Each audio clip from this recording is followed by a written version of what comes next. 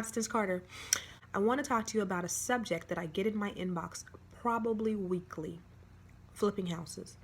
Everybody wants to know about flipping houses. And the reason why folks want to know about flipping houses is because they've seen all the infomercials and they've seen all the shows on HGTV, and it looks real sexy and it looks real easy and it looks like it's a way for you to get rich quick. I am an investor. I do flip houses also. It's not a way to get rich quick, but you can make a lot of money very quickly if you do it right. So what I'm going to do is I'm going to give you very quickly quick tips on how to start investing in flip properties, how to start flipping properties. Okay, you've seen infomercials about people flipping houses with no money down. I don't know anything about that. I can't tell you anything about that. The information I'm going to give you will require that you have some type of money down. You got to have some skin in the game. The first thing I would do when I decide to flip a house, I would assemble a team of professionals, a real estate professional, a lender, and a contractor. I would also, for your very first flip, I would try to flip with a partner. That way you won't have all the burden on you. It's your first deal. There's sometimes unexpected expenses, things like that. So you want to have a partner that can kind of cover some of the burden and some of the costs that come with flipping property. I don't know about any programs that allow you to flip with no money down. You got to have some money down. The best types of loans that can close anywhere between 7, 10, 15 days are private or hard money lenders. There are positives and there are negatives about hard money loans. The positives are you don't have to have good credit.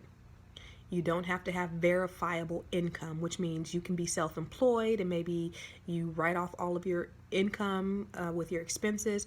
What the hard money lender really wants to know is they want to know that you have the money down. They want to know that you have the capacity.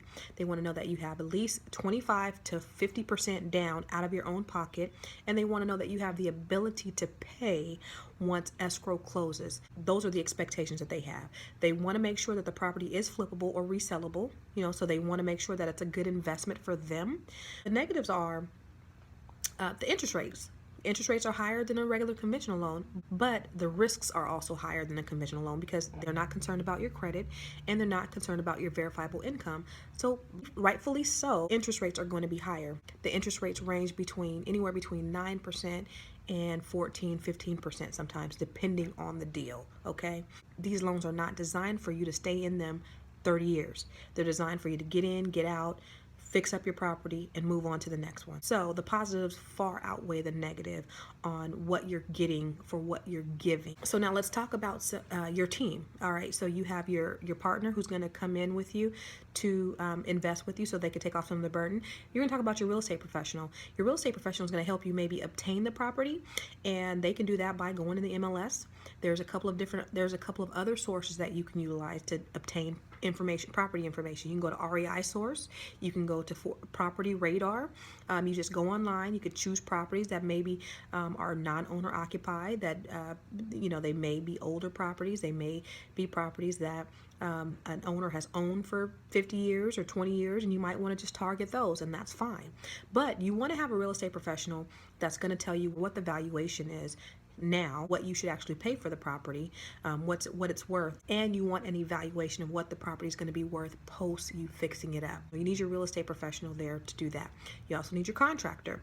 Your contractor is going to tell you how much it's going to cost to get the property in shape to where you want it to be based upon what you want to do to the property. So if you can do some of the work yourself, you're going to save lots and lots and lots of money. Definitely hire a contractor.